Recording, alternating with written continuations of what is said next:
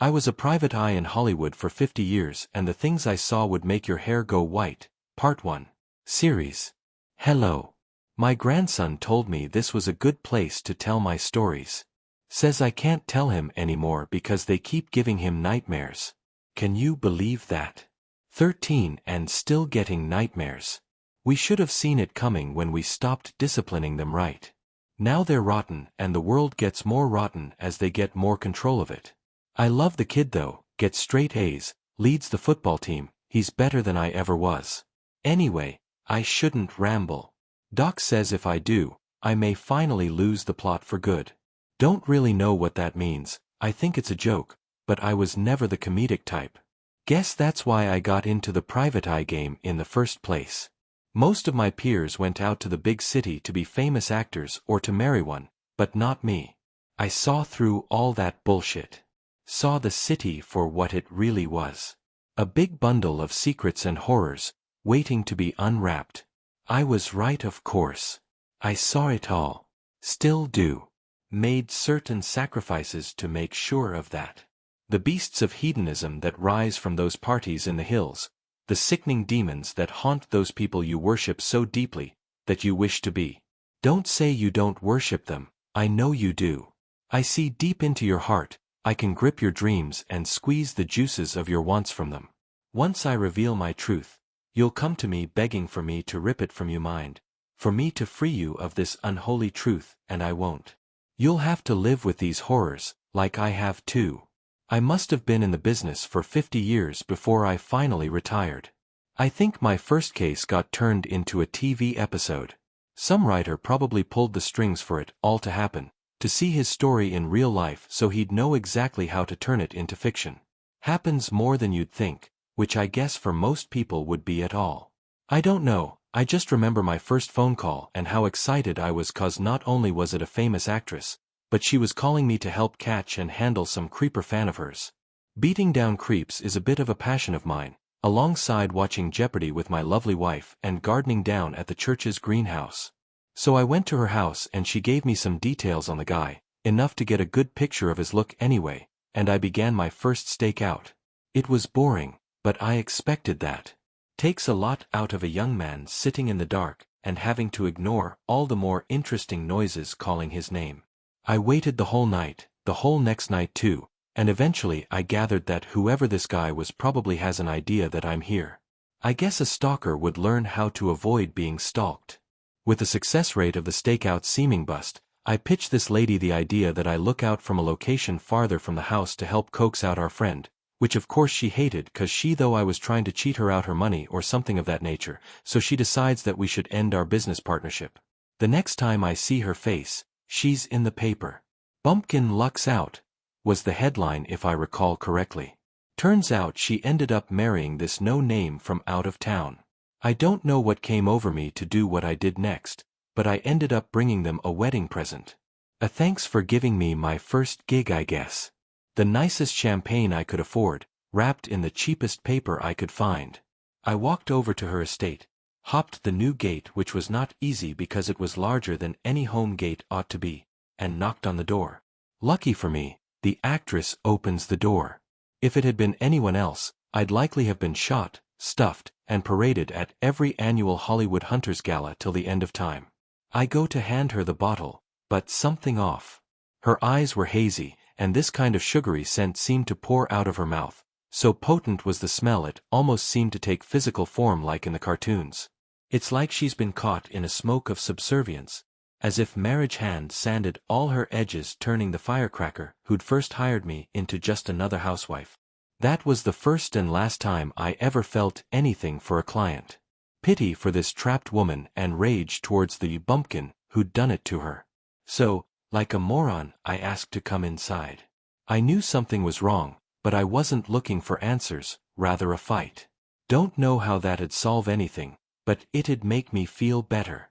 The inside of the house was the portrait of perfection, beautiful yet two-dimensional. Sure, this looked like the kind of place where you could start a family, but there was no real love, only someone's perverse idea of it. They had everything you'd need and even more stuff that you wouldn't. A jukebox sat in one of the corners, blasting this some quartet's love song about how deep in the dark your kiss would thrill me. Creepy lyrics in the modern day, and even back then, they unsettled me. "Can I get you a drink, detective?" "No, I brought my own." I used to have this flask I took everywhere, lost it when some prude cultists tossed me into the Pacific. Real shame too. That flask helped to comfort me through many late-night drives through the city. "Could I ask you a few questions, actually?" Oh heavens, whatever could they be about?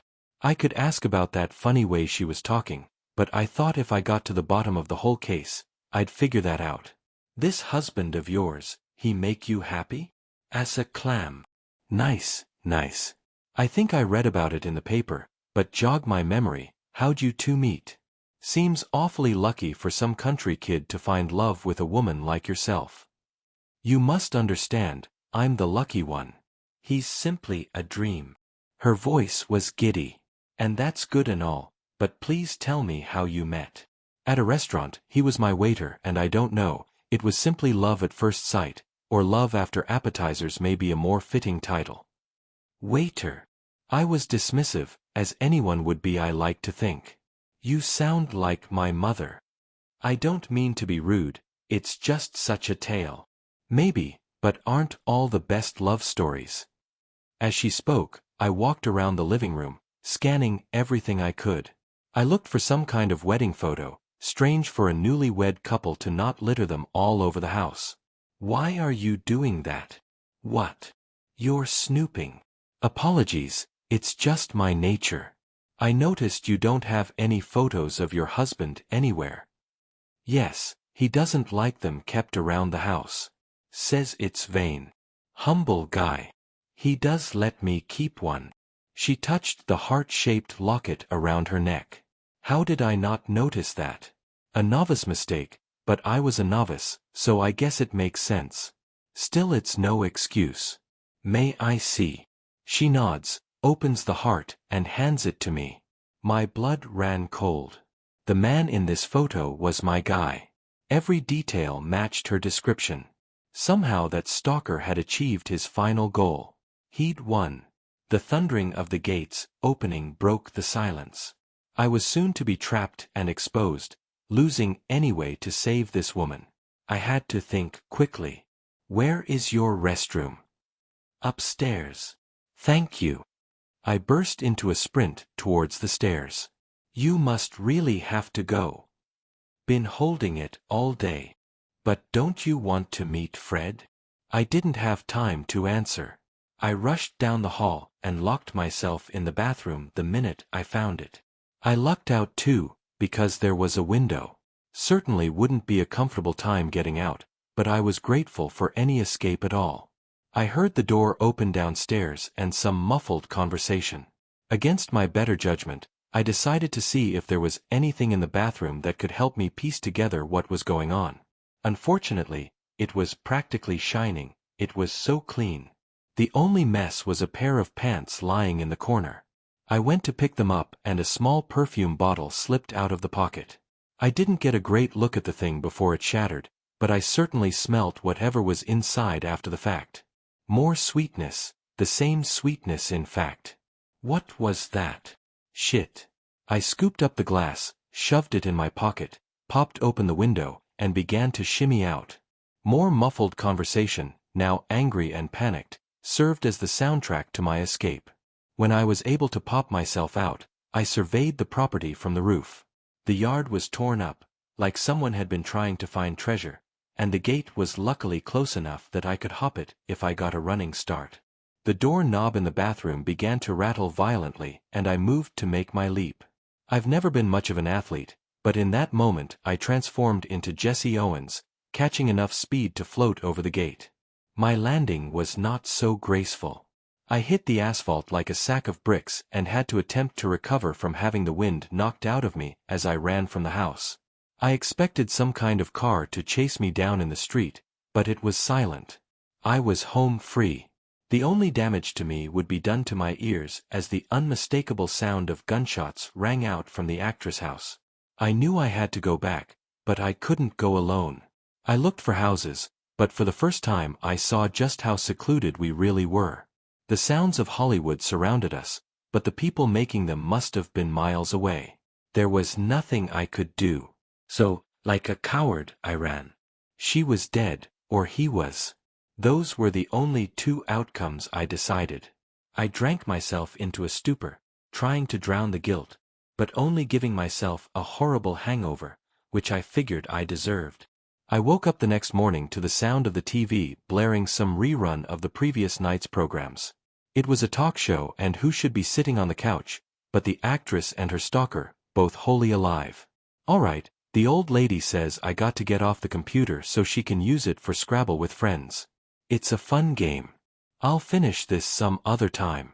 I think this is good to do. What did those old pulp writers used to call it? A cliffhanger. All right, goodbye. From Norman B. Hayes.